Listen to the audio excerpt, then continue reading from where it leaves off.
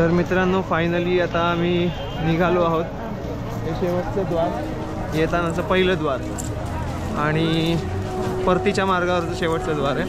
तर बरंच चालायचं आहे. गाडी जवळपास 5-5.5 किलोमीटर लांब उभी आहे. तेवढं जाऊन मग झोपायचं. उद्याचं उद्या बघू. आज दमायला झालं जाम चालून. आणि आपलंच असं नाही, भरपूर लोक आहेत चालत आहेत पुढे सुद्धा मागे सुद्धा.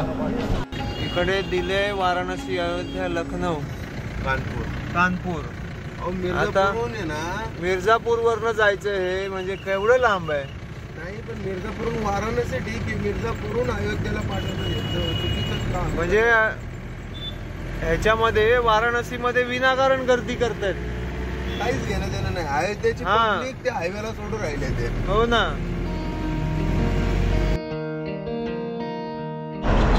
तर मित्रांनो आता मी जिथे उभा आहे ते आहे हॉटेल लाल स्वीट्स अँड रेस्टॉरंट असं नावाचं हॉटेल आहे. आणि आमचा हा जो रूट आहे पूर्ण आम्हाला अयोध्यावरनं फिरवलं त्यांनी. मिर्झापूर आणि मिर्झापूरवरनं मग अयोध्या, प्रयागराजवरनं फिरवलं. प्रयागराजवरनं त्यांनी आम्हाला सांगितलं मिर्झापूरला जा आणि तिकडनं अयोध्येला. आणि आता इकडे बघते मी तर सगळ्या गाड्या तशाच येत आहेत. तर खूप लांबचा हा पल्ला आहे. आम्हाला 120 किलोमीटर जास्त पडलं ह्यामुळे. तर UP सरकारचा हा भोंगळ कारभार आहे. आणि प्रयागराजमध्ये एक्झिटसाठी फक्त एकच पूल. म्हणजे विचार करा UP किती मागे आहे. उत्तर प्रदेश खूप मागे आहे तसं बघायला गेलं तर. गंगा नदीवरती त्यांनी एक पूल नाही बांधू शकत जास्ती. खूप अवस्था बेकार आहे. आणि इकडे रस्त्यांवरती आपल्याकडे कसं गावागावाकडे लिंबू पाणी वगैरे असं सगळं भेटतं. तर एकाशी बोलताना असं कळलं की इकडची परिस्थिती लोकांना खाण्यापिण्याचे वांदे, तर ते लिंबू पाणी काय विकतील आणि विकत कोण घेतील. म्हटलं तर काय बोलायचं, काय शब्दच नव्हते आपल्याकडे. पण आपली जर्नी सुरू आहे. आणि हॉटेलचं रिव्ह्यू तर आपण देऊया तुम्हाला. कसं आहे जेवण. क्वांटिटी फार कमी येते, पैसे जास्ती आहेत आणि चालायचं. जेवण तसं आता सुरू केलेलं आहे. ते म्हणतात बऱ्यापैकी आहे. तर या रूटनी जर कधी पुन्हा तुम्ही आले तर थांबू शकता इकडे. क्वालिटी चांगली आहे पण क्वांटिटी कमी आहे. ट्राय करू शकता. आता थोड्या वेळात आम्ही निघू आणि अयोध्येला आज पोचायला उशीरच होणार आहे. आम्हाला पोचायचं होतं लवकरात लवकर आणि दर्शन करून संध्याकाळी थांबून आणि लवकर निघायचं होतं. बघूया आता कसं होतं आहे. हा कोणतरी आहे चायना ब्लॉग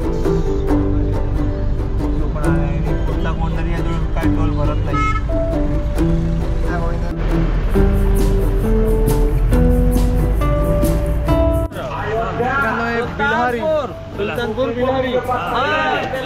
बिलहारी गावात आहेत आणि इकडे भंडारा चालू आहे. तर आपण भंडारा घेतलाय आणि आता आपण इकडनं प्रवास सुरू करू. आपण एका मधल्या रस्त्याने चालू आहे अयोध्याकडे. मित्रांनो इथे जेवण वगैरे झालं आणि एका गोष्टीचा आनंद झाला की इथे त्या माईकवरती अनाऊन्स करतात ना, त्याच्यात श्रीराम की जय आणि शिवाजी महाराज की जय असं म्हटले. तर खूप असा ऊर अभिमानाने भरून येतो आपला की उत्तर प्रदेशच्या एका छोट्याशा गावामध्ये सुद्धा त्यांचा नावाने असा उल्लेख केला जातो आहे. खूप अभिमानाची गोष्ट आहे. चला आता आपला प्रवास पुन्हा या गावातनं सुरू होतोय पुढे. बेलहरीपासून पुढे पोलिसांनी बरेच रस्ते ब्लॉक करून ठेवले होते. कसं बसं जुगाड करत आम्ही एका मोकळ्या रस्त्याला लागलो आणि पुढे एका अरुंद रस्त्यावर ट्रॅफिकमध्ये अडकलो. चंद्राच्या प्रकाशात माझा चेहरा दिसतोय का माहिती नाही, पण आता इथे बघा आम्ही एका ठिकाणी मध्ये अडकलो आहे पूर्णपणे. आणि आता मोबाईलमध्ये मी इथे टाकतो अयोध्या किंवा अयोध्या धाम. आणि आम्हाला पूर्ण हा जो पट्टा आहे जॅम आहे. आणि इकडे आम्ही स्टार्ट केल्यावर सांगतं इकडून दाखवतोय पूर्ण ब्ल्यू हेड नॉर्थ वेस्ट. अरे कसं पुढे गाड्या बघा किती आहेत. कसं काय हेड नॉर्थ वेस्ट सांगते काय कळत नाही. पुढे मागे सगळीकडे हे बघा अशा सगळ्या गाड्या लाईनीत उभ्या आहेत. कुठला तरी अंधारी भाग आहे हा अशा इकडे मागेपर्यंत लांबपर्यंत. आणि आजूबाजूला सगळं जंगल. आणि आता थोड्या वेळापूर्वी आम्ही एक कोल्हा बघितला आहे पुढे एक ठिकाणी. मग आम्ही परत मागे आलो. म्हटलं थांबण्यात अर्थ नाही आहे. काय ॲडव्हेंचर चाललंय. पुरा दरबार गाव ते हैदरगंज असा 8 किलोमीटरचा जॅम निघाला आणि आम्ही पुढे निघालो. पुढे परत तरुण बाजारला ट्रॅफिक लागले. असं करत करत आम्ही एका ठिकाणी पेट्रोल भरायला थांबलो. रामाची कृपा झाली आणि आम्हाला कळलं जवळच राहायची सोय आहे. आणि आम्ही पोचलो श्रीराम पॅलेस या ठिकाणी. तर मित्रांनो आपण इथे खायसाठी आलो आज रात्रीसाठी. जितेन तिवारी आहेत आपल्यासोबत. क्या है कि आपको ज़्यादा बेटर पड़ेगा कि आप ई रिक्शा यहाँ से करके और जाएंगे तो सब, क्योंकि यहाँ पर पूर्णिहर धाम अच्छा बगल में, जहाँ भगवान राम 14 बरस के बाद पुष्पक विमान से आए थे, चारों भाई यहीं पे मिले. अच्छा. और गले मिले, उनके आंसुओं से कुंड बन गया. उस कुंड की ये मान्यता है कि जो कोई भी इसमें दर्शन करता है उसको ज्वाइंटिस रोग कभी नहीं होगा. अच्छा. और यहीं पे बगल में आपको राजा दशरथ की समाधि है. अच्छा. श्रृंगी आश्रम है जहाँ राजा दशरथ पुत्रेश टेक कराए थे. सारे धाम बगल में आपके 2 किलोमीटर के दायरे पे है. ओके जी. बाद में यहाँ से आप राम जन्मभूमि भी जाने के लिए आपको गाड़ी नहीं जा पाएगी. हाँ. आपको 5-6 किलोमीटर पार्किंग पहले करना पड़ेगा. अच्छा. तो 5-6 किलोमीटर पैदल जाना पड़ेगा. और वहाँ से भी अगर आप ई रिक्शा करेंगे तब भी उतने पैसा लेगा जितना यहाँ से. ठीक है. तो आपको ये बेटर है कि आप नहीं, लेकिन आपका ये स्टे का मतलब 12 घंटे का 100 रुपया और 12 घंटे का. हाँ ठीक है. तो मुझे बस वही बताना था जी. इनमें. जी. कोई आएगा तो मैं आपका नंबर भी शेयर कर दूंगा. नहीं, मैं आपको कार्ड दूंगा. कार्ड ठीक है, चलेगा ना. और हाँ. श्रीराम पॅलेसमध्ये तुमची राहण्याची उत्तम सोय होते. भरपूर लोक असतील तर राहण्यासाठी हॉलचा वापर करता येऊ शकतो आणि फॅमिली असेल तर छोटे छोटे रूमसुद्धा उपलब्ध आहेत. और अंकल यहाँ पे अगर बेड चाहिए तो गद्दे बिद्दे डाल के दे देंगे.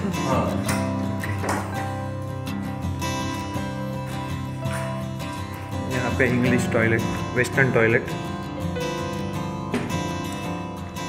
पाहिजे असल्यास खाण्यापिण्याची सोय, चहा, नाश्ता आणि जेवणाची सोय देखील ते करतात. यहाँ पे आप बैठ के टाइम पास कर सकते हैं रात को. ऊपर टेरेस भी है अंकल. जी. और ये गार्डन एरिया है. काम थोड़ा प्रोग्रेस में है लेकिन जगह काफ़ी अच्छी है ये. तर मित्रांनो इथे मी तुम्हाला नंबर देऊन ठेवीन आणि तुम्हाला यायचं असेल तर इकडे नक्की स्टे करा आणि मग पुढे ई रिक्षाचं वगैरे सगळी सुविधा होऊन जाते.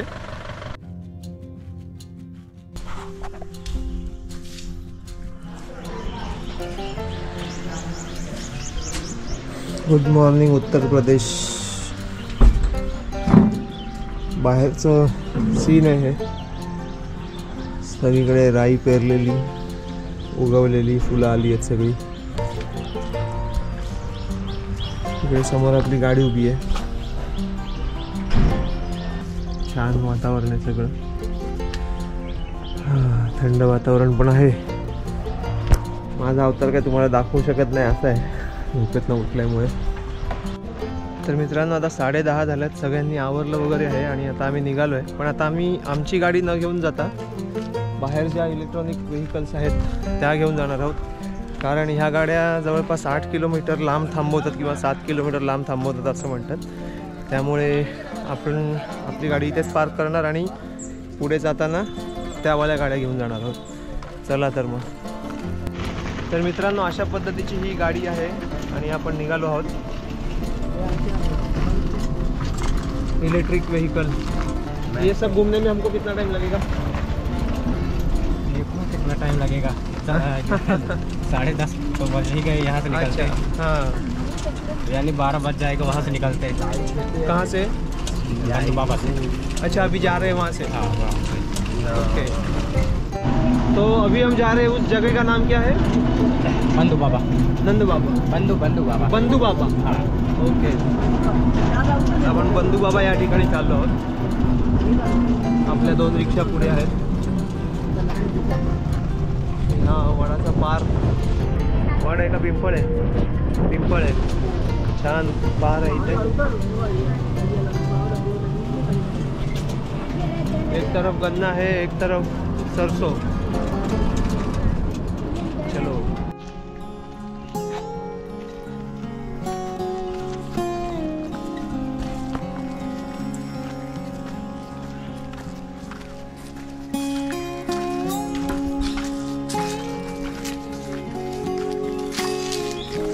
श्री बंधू बाबा.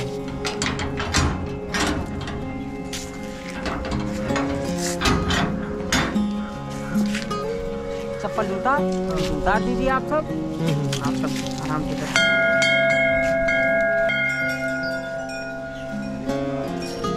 ये अयोध्या धाम का 111वां स्थान है, 111 ये पुण्यहरि है। अयोध्या में सप्तहरि है, सप्तहरि में से एक हरि का स्थान यह है पुण्यहरि, जिसको श्री बंधु बाबा के चौरा के नाम से जानते हैं। यहाँ पर भगवान राम जब वन से वापस आए थे तो पहले भरतपुर नंदीग्राम में वहाँ रुके थे और उसके बाद यहाँ पर आए थे। यहाँ चारों भाई हनुमान जी सभी देवता यहाँ पे आए थे और यहाँ पर जनता का कुशल क्षेम पूछा और सबसे हालचाल पूछे। तो कई लोग ऐसे थे जो पीलिया जानते हैं, पीलिया रोग, पांडु रोग, तो उससे पीड़ित थे। तो भगवान राम ने वरदान दिया कि यहाँ कुंड था, ऐसे ही ये कुंड है कि इसमें जो नहाएगा पानी पिएगा उसका पांडु रोग ठीक हो जाएगा। यहाँ पर इतवार को मंगलवार को भीड़ लगती है, जो पांडु रोग से पीड़ित लोग होते हैं यहाँ आते हैं, स्नान करते हैं और जल पीते हैं और उनका रोग ठीक हो जाता है। तो यहाँ पर कई ऐसे प्रसिद्ध स्थल हैं कि जो तमाम रोगों का निवारण होता है वहाँ पर, जैसे दाँत खाज खुजली का भी एक खजुआ कुंड अयोध्या में है, दंत धामन कुंड है, सब प्रसिद्ध फेमस तीर्थ स्थल हैं अयोध्या के। तो ये एक एक घाट को चुना गया है। तो ये 111वां स्थान है अयोध्या का, श्री पुण्यहरि धाम, श्री पुण्यहरि धाम। पुण्यहरि धाम। अभी यहाँ पर ये उत्तर प्रदेश पर्यटन ने यहाँ पर कुछ काम भी करवाया, टाइल वगैरह, ये गेट, ये पिलर स्तंभ जो है ये सरकार के द्वारा ही यहाँ पर लगा है। आप सभी का अयोध्या नगरी में हार्दिक स्वागत, अभिनंदन है। तो आप जो कुंड बता रहे थे वो यही जगह है? हाँ यही है, यही जगह है। तो लेकिन अभी सौंदर्यीकरण होना है। अच्छा, लेकिन अभी स्वच्छ नहीं है। हाँ, स्वच्छ है। अभी इतवार को, संडे को और ट्यूसडे को लोग आते हैं। ये कुंड है। हाँ, पानी है ना, ठीक है, पानी है। यही पानी लोग अभी ये ऐसा है ना कि इसका सफाई होगा, अभी सफाई होने वाला है। सफाई होने जो वाला पीलिया वगैरह होता है, पीला पर शरीर पर जाता है, ये पानी पीने से, झाड़ने से या झरा के पानी पीने से अच्छा हो जाता है। अच्छा, सफाई साफ करना पानी। हाँ, बाकी देखिएगा नहीं कुछ नहीं मत डालिएगा, इधर जो चढ़ाना उधर चढ़ाइए, इधर मत डालिए।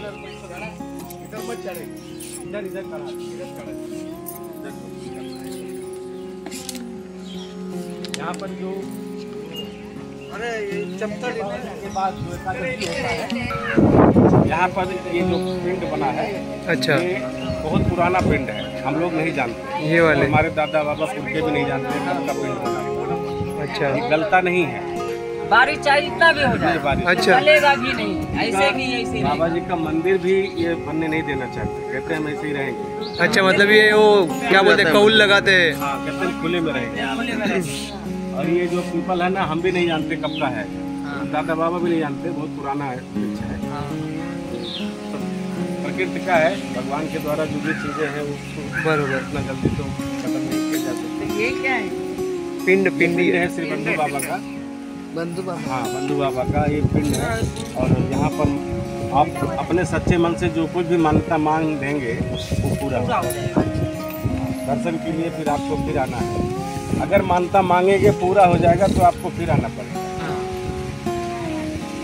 ये एक अयोध्या का बहुत ही पत्थर का हुआ है वहाँ पे, उस साइड में अभी कोने में है जो ये है ना, बांस जो लगा हुआ है, हाँ, इसी के कोने पर लगा हुआ है। अच्छा, और वहाँ पे वो पत्थर कब का है कोई बता नहीं पाता है। राजा विक्रमादित्य के समय का। अरे बाप रे, इतना पुराना है। मतलब उस पे कुछ नक्काशी है? हाँ, सब उस पे लिखा हुआ है। वो थोड़ा सा भी उस पत्थर को सोचा जा रहा है कि यहाँ लाके उसको स्थापित किया जाए, लेकिन ये भी हो रहा था कि यहाँ से रास्ता बन जाएगा, रास्ता बनेगा, उधर ही जाना पड़ेगा। हाँ, बहुत अच्छा रहेगा।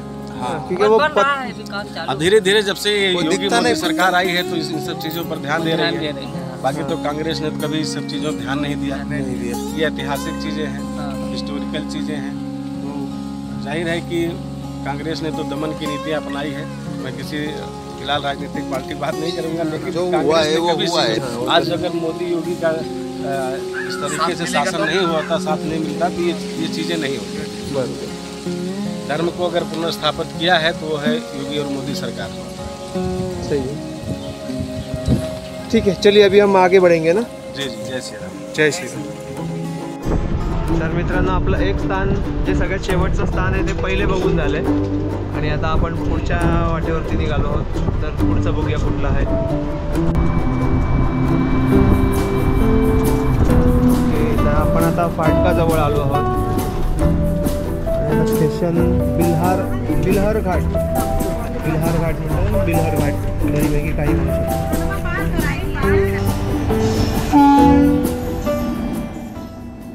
कुंभमेळा स्पेशल ट्रेन्स ज्या उत्तर प्रदेशमध्ये चालवल्या जात आहेत.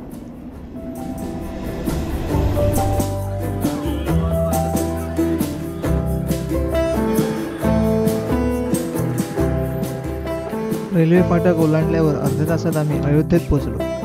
हे आहे सूरजकुंड. पण दर्शनासाठी होत असलेली गर्दी लक्षात घेता आम्ही थेट मंदिराकडे निघालो. तिकडे भंडारा होता, जरा तिथली खिचडी खाल्ली. नाश्ता तर काय सकाळपासून केलेला नव्हता आणि आता रिक्षा थांबवल्याच्या नंतर आता सगळा पायी प्रवास आहे आणि इकडे जाम धुळीचं साम्राज्य आहे. त्याच्यामुळे तुम्ही मास्क तर घेऊनच या.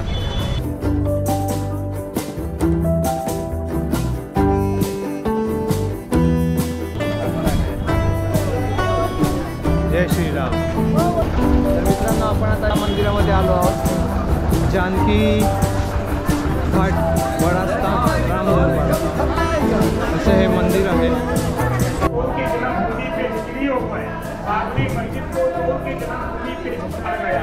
अभी महाराज जी का गद्दी का दर्शन करेंगे. महाराज जी गए गुफा में. अभी जब तक जानकारी सुनेंगे तब तक महाराज जी का दर्शन पाएंगे. बोलो सीता माता की. या ठिकाणी किमान 500 रुपये दान गोमातासाठी द्या असं सांगतात. तुम्हाला वाटलं तर तुम्ही देऊ शकता. मित्रांनो हे आहे बडे हनुमान मंदिर. किती मोठे हनुमान आहे तुम्ही पाहू शकता. तर इकडनं आपण आतमध्ये जाऊ दर्शनाला.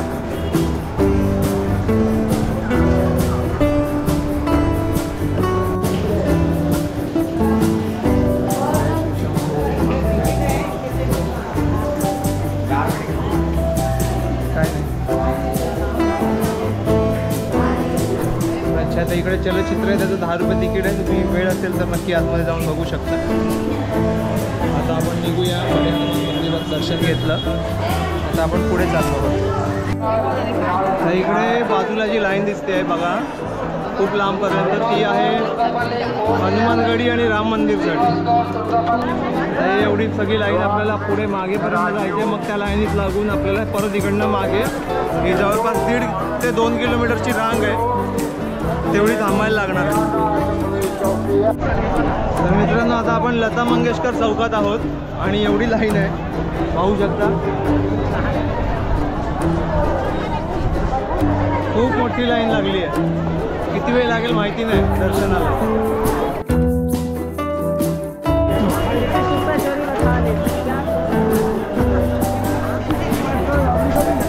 जय श्रीराम. आता इथून 2 लाईनी लागल्या. तिकडची लाईन राम मंदिर आणि इकडची लाईन हनुमानगडी. तुम्हाला चालताना उजवीकडनं चालायचं आहे तर हनुमानगडीला जायचं आहे. तिकडची लाईन डायरेक्ट राम मंदिर. पण एक आहे की हनुमानगडीला गेलं तर राम मंदिरला पण जाता येतं. पण राम मंदिरला गेले तर हनुमानगडीसाठी पुन्हा तुम्हाला लाईन लावावी लागणार. एवढं लक्षात ठेवा. जो कळस दिसतोय लाल कलरचा तो आहे हनुमानगडी. तो तेवढा चढत जायचं आणि मग त्याच्या मागे उतरायचं. समोर आता आपल्याला हनुमानगडी दिसते. तिथे असं वरती शिडी चढत जावं लागतं आणि मग दर्शन भेटतं. चला आपण तिकडे चाललो आहे. मागे बघू शकता लाईन पूर्ण आहे.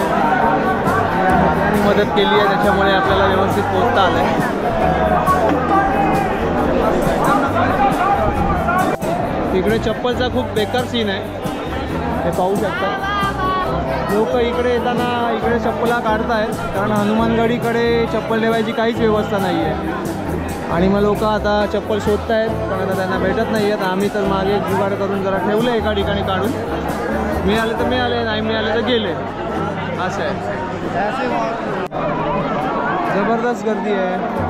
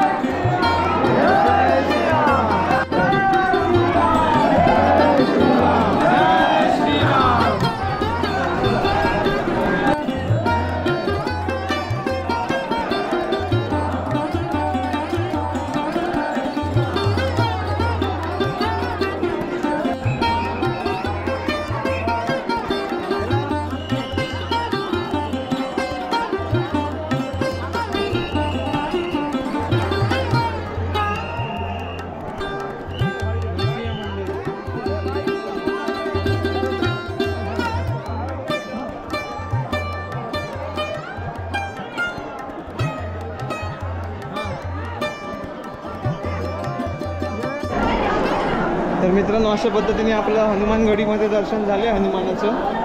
धावती भेट असते इथे एकदम. तुम्ही फक्त मनापासून या, जप बीप करायचे इथे घरी करा असे. आणि या गडीच्या मागचा हा सीन आहे.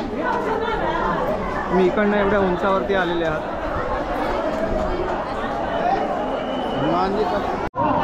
मित्रांनो, आम्ही हनुमानगडीचं दर्शन घेतलं आणि आता पुन्हा एकदा लाईनीमध्ये राम मंदिराच्या दर्शनाला चाललो आहे. तर त्याआधी आम्ही इथे हे चंद्रा वाईन अँड रेस्टॉरंट असं आहे, तिथे थांबलो होतो. तर ह्याच ठिकाणी डोसा भेटला, बाकी कुठेच डोसा नव्हता. आणि जरा बरं वाटलं. नुसतं तेलकट आहे इकडे सगळं खायचं. म्हणजे प्रयागला आल्यापासून आम्ही सगळं तेलकटच खातो, इकडे काही ऑप्शन नाही आहे म्हणून. पण इथे डोसा भेटला तर तुम्ही ट्राय करू शकता. ही अशी एवढी लाईन आहे आता परत संध्याकाळची. खूप जबरदस्त लाईन आहे.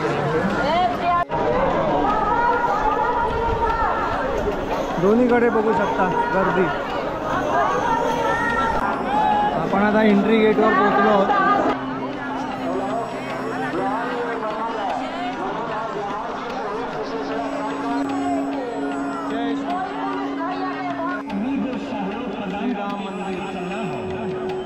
या ठिकाणी वॉशरूमची व्यवस्था आहे आणि याच्यात समोर चप्पल बूट काढायची व्यवस्था सुद्धा आहे.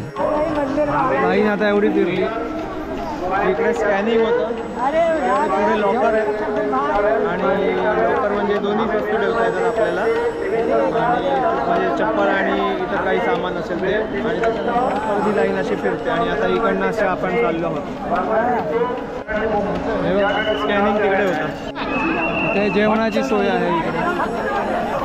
तो जो रस्ता दाखवते तिकडे हनुमानगडी, तिकडनं आपल्याला खरं तर इकडे यायचं होतं पण बंद होते रस्ते, त्याच्यामुळे आपल्याला येता नाही आलं. मग आपल्याला परत सगळा चक्कर घ्यावा लागला इकडनं. आता आपण राम मंदिराच्या तिकडे आतमध्ये प्रवेश करू मेन एंट्रीला.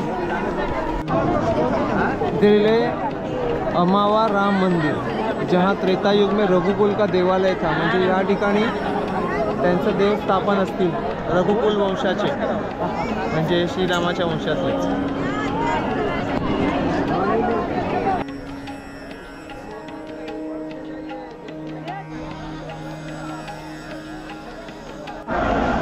फर्स्ट एंट्री आहे ही.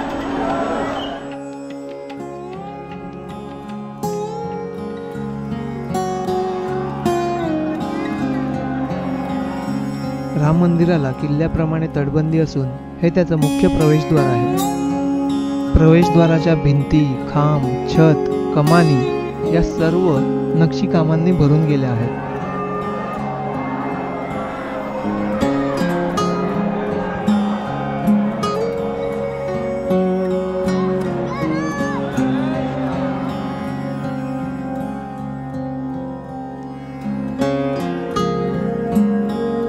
मंदिरात ज्याप्रमाणे सभामंडप असतो तसा सभामंडप आपल्याला या प्रवेशद्वारातच दिसतो.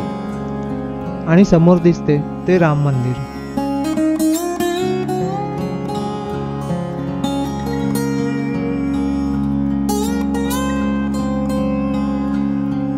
गर्दी नियंत्रणासाठी चाललेली पोलिसांची कसरत आपल्याला या ठिकाणी पाहायला मिळते. मंदिराच्या पायऱ्या चढताना खूप आनंद झाला होता. मन एवढं भरून आलं होतं की त्यापुढे ही गर्दी क्षुल्लक वाटत होती. मंदिर दुमजली बनणार असल्याने मंदिराची भव्यता लांबूनच दिसत होती. मंदिरात प्रवेश करताना मंदिराच्या खांबांवर नजर पडते. खांबांवरील बारीक नक्षीकाम आपल्याला मंत्रमुग्ध करते.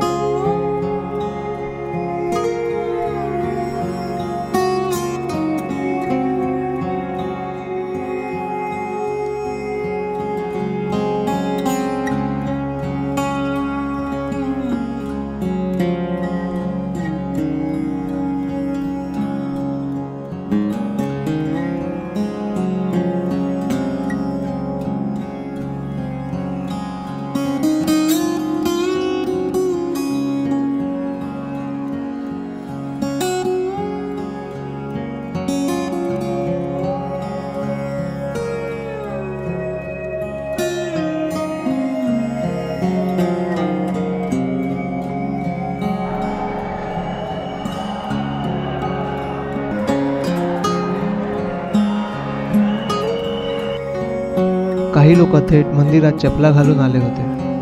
यांच्या मनात रामाबद्दल खरंच श्रद्धा आहे की फक्त पर्यटनासाठी आलेत अशी शंका येते. पोलीसही त्यांना अडवू शकत नव्हते.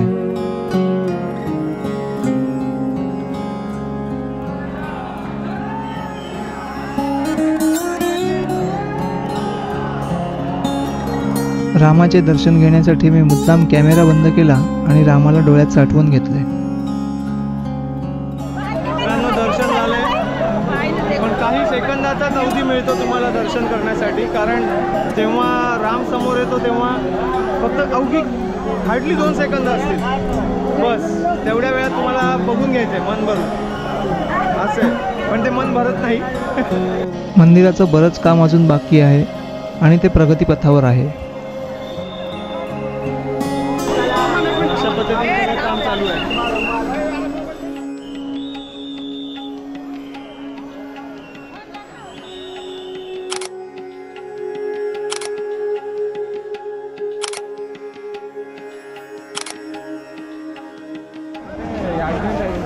एंट्री बंद झाली, लोकांना आता सोडत नाही आहेत आतमध्ये. हे पाहू शकता, इकडनं आपण आतमध्ये गेलो होतो आणि भरपूर लांबून फिरून आपण बाहेर आलो.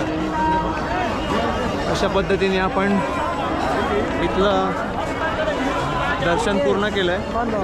हां, ते बघा, ते शेवटचे जेवढे आहेत आतमध्ये आता तेवढ्यांना सोडणार, बाकीच्यांना नाही. बंद बंद म्हणजे बंद.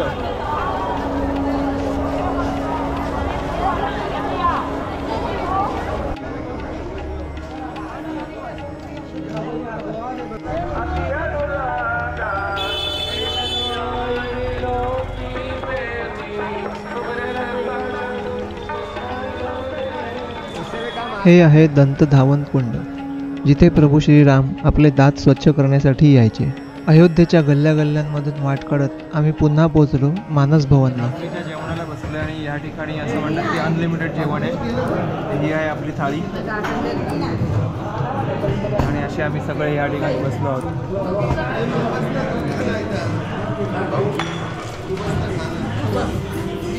जेवण छान आहे. दुपारी ते जेवलेत त्याच्यामुळे माहिती आहे. मारवाडी जेवण आहे. हे कुठे आहे मी हे लोकेशन बाहेर गेल्यावर सांगतो तुम्हाला. बाहेर गेल्यावर कशाला, तुलसी भवन सांगितलं तर तिथे जवळच आहे. सकाळी मी जिथे भंडारा घेतला होता तिथेच आहे. खाली आम्ही दिवसभर थांबलो ना. अच्छा, ते आजी झोपली, मी म्हणजे नाही का ते सोफ्यावर वगैरे बसायला मी बसून झोपलो.